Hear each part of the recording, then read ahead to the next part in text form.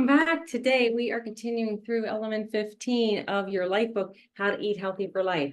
So I mentioned yesterday, today might go a little long. We're actually reviewing pages 301 to 311, grains, fats, and fibers. So I'm going to do my best, but please know this may just take a little bit longer.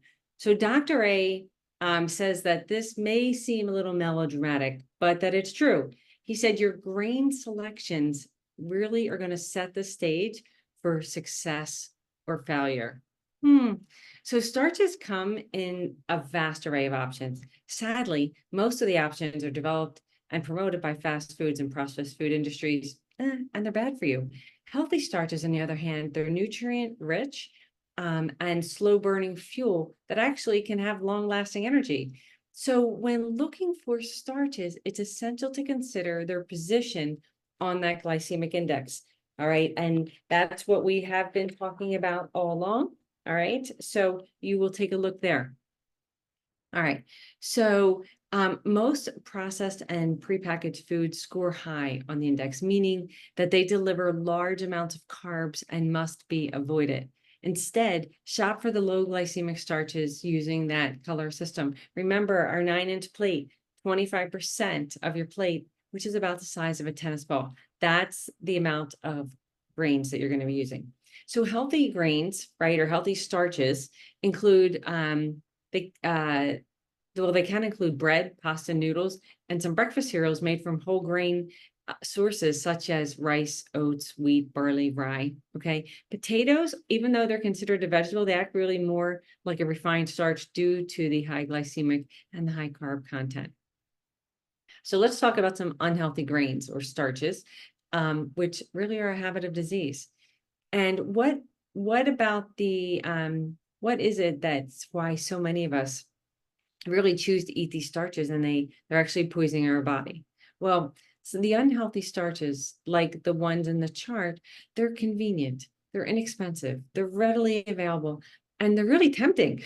Okay. And whether that's the use of the heavy advertising or they fulfill a need that we have for comfort and satisfy cravings for hunger for a really short time. Okay. But here's the thing, they rev up that insulin pump and they turn on the fat storage systems. They stimulate inflammation and they can lead to a myriad of health problems that make up the metabolic syndrome, right? You may have heard of that. It's a path to progressive poor health and disease. In the end, they leave you feeling fatigued and you have excess weight, more cravings, and poor health. So what's more is consuming these unhealthy starches during phase 1 of your weight, like that's that weight loss phase, that's actually going to bring that fat burning machinery to a halt. Okay, at least for several days. Once you've reached your healthy weight, Dr. A says, hey, you know what? It's okay. Your body should be able to tolerate some of these foods on occasion, but he actually recommends that you eliminate them permanently. So eliminating these ultra processed unhealthy foods that are filled with refined sugars and flours, they can have a dramatic positive effect on your health. So, and you might be going, what are you talking about? Like, what are some of these foods? This is the sodas, the French fries, the candy, the donuts, all of that stuff. And you'll read more about it in these books. All right. So let's move over to fats. So eating the right type of fats in the right amount can actually have a dramatic impact on your health. And it's an important component to that healthy eating strategy. So the typical Western diet takes about 34% of its calories from fat. And the vast majority of that is from saturated animal-based fat. According to the USDA, fat should be between 25 and 35% of your daily caloric intake, but really no more than 7% coming from saturated fat. So here's, I always found this interesting. 1 gram of fat is 9 calories, which is more than double the calories in from the gram of protein or the carb. So this is why combined with too many high glycemic processed carbs, our body stores fat calories at an accelerated rate. So calorie for calorie, the fat is less effective than protein or the complex carb at satisfying our appetite and to give us a sense of fullness. So Dr. A's plan makes it easy to stay within the USDA guidelines for both fat intake and the strategy for healthy consumption. So you'll probably get about 20 to 25% of your daily calories from fat, mostly through the mono and polyunsaturated fats, olive oil, canola oil, flaxseed oils. All right. You also want to consume small amounts of fat through, or you will consume small amount of fats through fish, through skinless white poultry, right? And healthy lean and wild meats. It's worth noting that all fats and oils, while rich in health benefits, are calorie dense, which means 120 calories in 1 tablespoon. All right. So use these sparingly. All right. And just particularly when you're thinking about how much less you need to maintain that lower energy intake.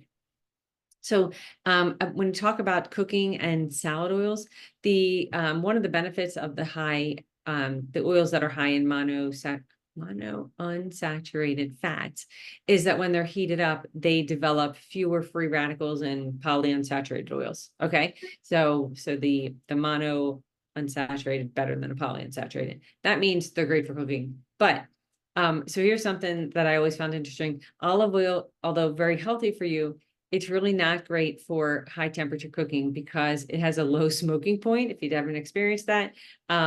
And it can impair the flavor and just become degraded from all the good benefits. So when you're cooking, Dr. A suggests coconut oil may be a better choice. So let's talk about fiber, right? You've probably heard that fiber is an important part of a healthy diet, but it can be a little confusing. So 2 types, soluble and insoluble. So soluble fiber dissolves in water, and it benefits your body because it includes slowing the breakdown of the complex carb and to really help reduce blood sugar. When you eat it in large enough quantities, it also actually has been known to help lower your cholesterol as well. So some good sources of this: rye, barley, oats, and of course your vegetables and fruits and legumes. Insoluble fiber does not dissolve in water. It's not absorbed or digested by the body. It does reduce hunger and helps keep your gastrointestinal tract clean. Okay. It aids in regular bowel movement because it pulls water into the colon. So some good sources: brown rice, the whole wheat breads and cereals, seeds, fruits, vegetables, skins, and legumes. So just a couple other tidbits that Dr. A mentioned as he goes through the rest of this element. Turmeric can actually enter the bloodstream and have anti-inflammatory effects on the body. So turmeric is good. Eating whole plant foods and live fermented products can really help improve your gut. I like to think of yogurt. Okay. He talks about herbs and spices, and a great way to enhance flavor without adding calories, fat, or some other unhealthy substances. And many, he says, do more than actually that they help you lose weight and can provide some particular health benefits. So he gave some examples, just really a mixture of sea salt, black pepper, olive oil, and vinegar, right? There's a great salad dressing for you. Adding some red pepper to an egg white omelet, that'll help decrease hunger and increase your metabolism. Who knew? Add a pinch of turmeric to add a hint of mustard flavor, reducing inflammation as well. And then he said that, the garlic, cilantro, parsley, and basil add lots of flavors and have numerous health benefits.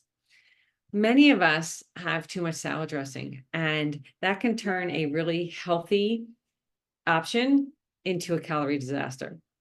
So he actually goes on to say about bottled salad dressing: they're often rich in saturated fats, calories, sodium, and added sugars. All right. So he loves the salad spritzers. Remember them? He said because, 1 spray is 1 calorie. So, and you can coat them all. I like to just have my dressing on the side, dip my fork in. I think that I find that I use so little on that when I do it that way. So he mentions a better choice is to avoid all processed salad dressing, drizzle a little olive oil and vinegar instead.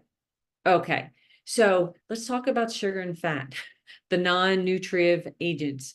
So the US topped the list as the biggest eaters. No surprise, right? We've probably heard this a million times. And this is according to the calorie intake data that the Food and Agriculture Organizations they put out in 2018. They said that Americans eat an average of 3,000 calories a day. This is well above the recommendations, and 49% of those calories come from refined and processed sugars and fats. And when we fill up on this calorie-laden fried foods and desserts, we leave ourselves really little room for the healthy, nutrient-rich foods that our body needs, right? So we are dramatically nutrient deficient. And so there's no reason, I mean, that's the reason why so many of us have this constant desire to eat, despite having plenty of calories, because we have more cravings, more overeating, and excessive weight. So Dr. Ray goes on to tell us about, choosing those nutrient-rich foods. We can get nearly 100% of our calories from high quality, nutrient-packed, low-calorie meals and foods. And this eating, when we learn to eat this way, we are actually pleasantly satisfied because we're not getting, all that nutrition pollution, and it actually supports our optimal health. Whew, that's it for today.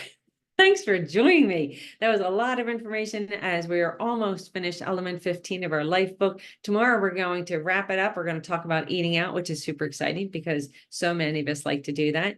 So time is flying by, ladies and gentlemen. Please feel free, like, comment, share the post, hop on over to the YouTube channel, and I look forward to seeing you tomorrow.